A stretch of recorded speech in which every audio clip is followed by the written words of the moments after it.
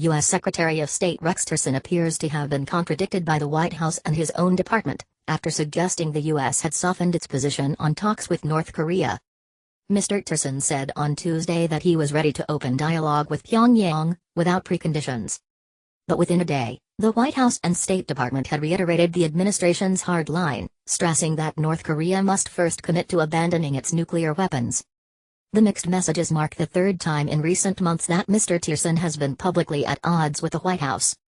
Speaking at a policy forum in Washington, D.C. on Tuesday, the Secretary of State told the audience, "We've said from the diplomatic side we're ready to talk anytime North Korea would like to talk, and we're ready to have the first meeting without precondition."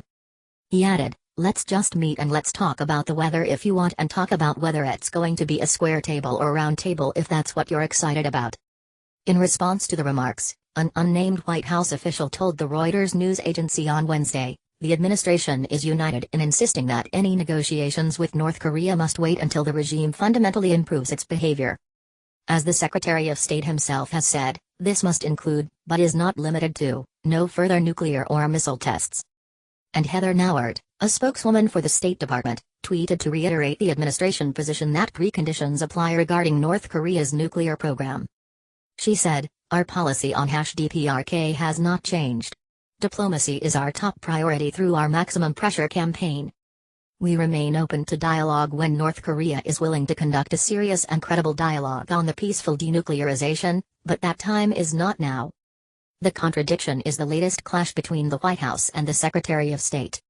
In August, then White House advisor Sebastian Gorka criticized Mr. Tillerson after the Secretary of State attempted to moderate President Trump's remarks on North Korea. "The idea that Secretary Tillerson is going to discuss military matters is simply nonsensical. It is the job of Secretary Mattis, the Secretary of Defense, to talk about military matters," Mr. Gorka told the BBC.